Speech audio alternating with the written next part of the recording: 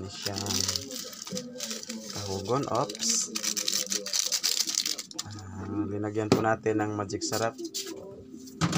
Isa po ito sa sahog ng ganitong klaseng ulam.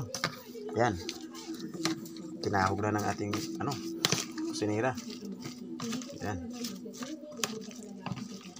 Wow. Hinalo niya yung itlog po.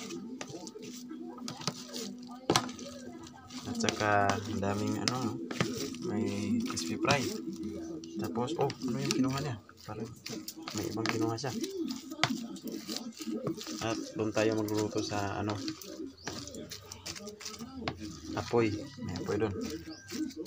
Tayan lang natin na matapos niya itong na parang saging na linuyang. Ayan. Kuha natin sa mga